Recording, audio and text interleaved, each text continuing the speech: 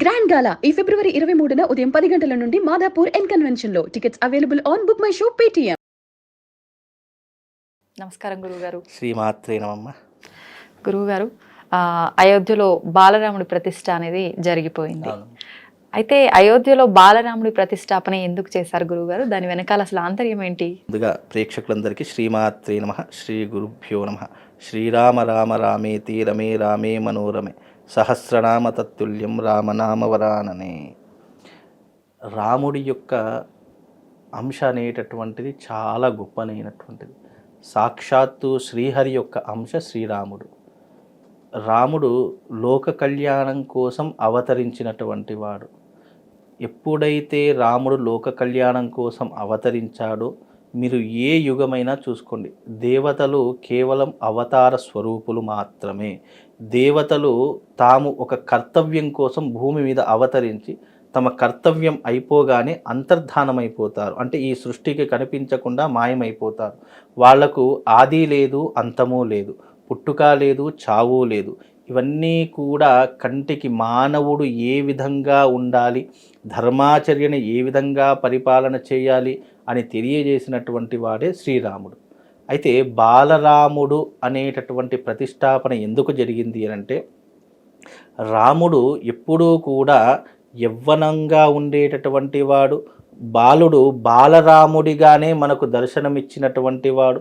మనకు సినిమాలో చూపించినటువంటి విధంగానో లేదా మనం ఏదో ఫోటోలు చూస్తున్నటువంటి విధంగానో రాముడు ఉండేటటువంటి వాడు కాదు. రాముడు అనేటటువంటి వాడు చిన్నతనంలోనే విశ్వామిత్రుడి దగ్గరికి వెళ్ళిపోయి అతని యొక్క జీవన విధానాన్ని కొనసాగిస్తూ ఎన్నో రకాలైనటువంటి విద్యలను విశ్వామిత్రుడి దగ్గర నేర్చుకొని ఎన్నో రకాలుగా ఆ యొక్క తపస్సంపన్నుడై లోకాన్ని ఉద్ధరించడానికి బాలరాముడిగా వెళ్ళాడు.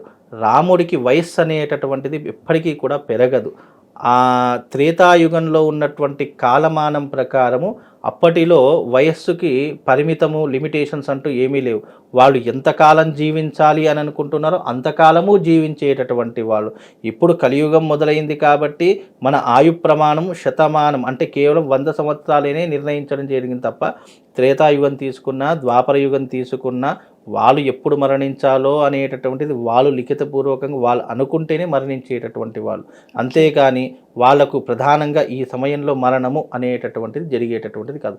అందులోనూ రాముడు అనేటటువంటి వాడు ఎప్పుడూ కూడా బాలుడిగానే ఉండేటటువంటి తత్వము, బాలుడిగా ఉండేటటువంటి రూపాన్నే మనము సందర్శిస్తాము తప్ప ఈ ఫోటోలో చూపించినటువంటి విధంగా ఉండదు. అందుకే అయోధ్యలో ఇప్పటికీ కూడా చిన్న చిన్న బంగారు విగ్రహాలు ఉంటాయి. అవి సువర్ణమైనటువంటి, అవి ఇప్పటివి కాదు, ఎప్పటి కాలం నాటివో అవి. అప్పటి నుండి అంటే అయోధ్య మొదలైనప్పటి నుండి అక్కడ పూజలు అందుకునేటటువంటి వాడు.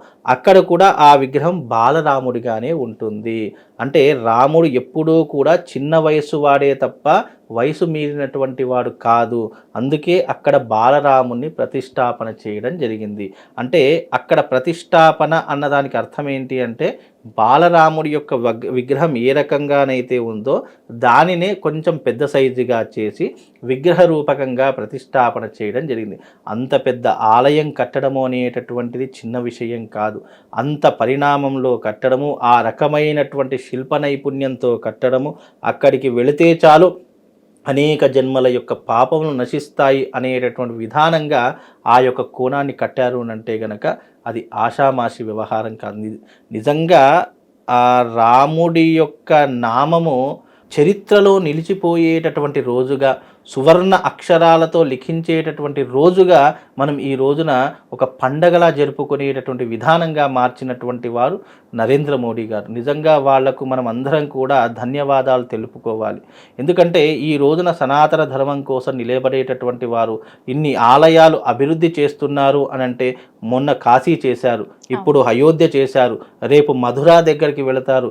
ఇలా కోర్టు కేసులలో ఉన్నటువంటి ఎన్నో రకాలైనటువంటి వివాదాస్పదంలో ఉన్నటువంటి ఆలయాలన్నింటినీ కూడా ఈ రోజున మన సనాతన ధర్మం కోసం, హిందూ ధర్మం కోసం కష్టపడి ఈ రోజున ఆయన కట్టించేటటువంటిది, ఆయన ఉన్నన్నాళ్ళు ఆయన పేరు చెప్పుకుంటాం. రేపు ఆయన పోయిన తర్వాత కూడా చిరస్థాయిగా నిలిచిపోయేటటువంటి పేరు నరేంద్ర మోడీ గారు. ఇది రాసి పెట్టుకోండి.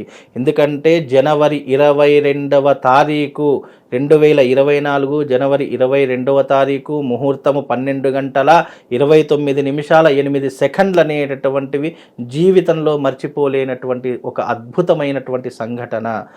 ఆ సంఘటన మన చరిత్రలో చూడండి, ఇది ఒక పండగలా జరుపుకుంటాము. అంటే రాముడు అంటే మనకు సీతారాముల కళ్యాణం జరుపుకుంటాము కదా, ఆ రకంగా జనవరి 22వ తారీఖు కూడా ఒక పండగలా జరుపుకునేటటువంటి రోజు మునుముందు వచ్చేటటువంటి రోజు కనుక ఇప్పుడు చూడండి, నిన్న 22వ తారీఖులో దీపాలు వెలిగించారు. ఏం చక్కగా ప్రతి ఒక్కరూ రాముడి యొక్క ఊరేగింపు తీశారు.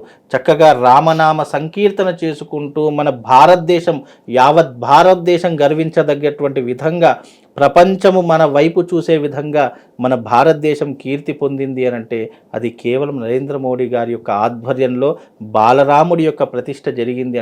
అంటే ఒక మంచి పని జరుగుతుంది అన్నప్పుడు ఎన్నో రకాలైనటువంటి వివాదాలు వస్తూ ఉంటాయి. అవన్నీ మనకు అవసరం లేదు. మనకి ఏం చేశారా అవసరం లేదు. మన సనాతన ధర్మం, హిందూ ధర్మం కాపాడి ఒక అయోధ్య రామ మందిరాన్ని 500 ఏళ్ల కళ ఈ రోజు నెరవేరిందంటే అంత చిన్న విషయం కాదు కదా. దాన్ని మనం పాజిటివ్ వేలో చూడాలి తప్ప వివాదాస్పదం, అనవసరంగా ముహూర్తము, బలము, అవి ఇవి అని చెప్పి ఉన్నదాన్నే మనం వాడుకొని ఏదో ప్రతిష్ట చేశాం అయ్యా రామ అనుకుంటూ కాలు మొక్కాలి తప్ప ఇది నేను వివాదాస్పదంగా చూసుకుంటూ ఎన్నో రకాలుగా విమర్శించుకుంటూ ఎన్నో రకాలుగా తిడుతూ ఇవన్నీ అవసరమా? ఒక సనాతన ధర్మంలో ఒక నాయకుడు ఒక మంచి కార్యక్రమాన్ని చేపట్టాడు, ఒక అయోధ్య రామ మందిరాన్ని నిర్మించాడు. ఇంతమంది ప్రధానులు 500 ఏళ్ల నుంచి కొట్లాడుతున్నారు, ఎన్నో రకాలుగా ప్రయత్నాలు చేస్తారు. ఎవరి చేతితో కానటువంటిది ఈ రోజున ఆయన చేతితో అయింది అంటే ఆ రాముడు స్వయంగా ఈయనతో చేయించుకోవాలనుకున్నాడేమో, ఆయనతో ఈ రకమైనటువంటి కార్యం నెరవేరేటటువంటి అదృష్ట యోగం ఆయనకు ఉందేమో. ఆయన కానివ్వండి, యోగి గారు కానివ్వండి, ఇలా ఎంతోమంది కృషి చేస్తే ఒక రామ మందిరం నిర్మాణమైంది. దాని గురించి మనం పాజిటివ్గా చూడాలి తప్ప ఇక్కడ బాలరాముడు అనేటటువంటిది ఏంటి అంటే ఆయన ఎప్పుడూ కూడా బాలుడే, పెద్దవాడు కాదు, ఆయన బాలుడే. ఆయనను చూస్తే ఎప్పుడు కూడా చూడండి, అన్ని విగ్రహాలలోకెల్లా రాముడి యొక్క విగ్రహం చాలా ప్రత్యేకంగా కనిపిస్తుంది. ఎప్పుడూ కూడా చిరుమందహాసంతో కనిపిస్తూ ఉంటుంది. ఎప్పుడూ కూడా అతని కళ్ళల్లో తేజస్సు కనిపిస్తూ ఉంటుంది. ఆయన ముగ్ధ మనోహర రూపాన్ని చూస్తే ఎవరైనా సరే ఇలా ఆటోమేటిక్గా 2 చేతులు జోడించి నమస్కారం చేసేటటువంటి జ్ఞానము ఆ వ్యక్తిలో కనబరుస్తుంది. అంత ముగ్ధ మనోహరమైనటువంటి రూపము బాలరాముడి యొక్క రూపం. ఆయన బాలుడే, ఆయన చిరంజీవి, ఆయన ఈ సృష్టి ఉన్నంత వరకు ఆయన ఒక చిన్న పిల్లవాడి వలె కనిపిస్తాడు. ఆయన నిజంగా చిన్న పిల్లవాడే, ఆయన బాలరాముడే. ఆయన మనం ఫోటోలో చూసినట్టు విధంగానో లేదా సినిమాలో చూసినట్టు విధంగానో పెద్దవాడు కాదు. ఆయన ఎప్పటికీ కూడా బాలుడు, ఆయన ఎప్పటికీ యవ్వనుడు.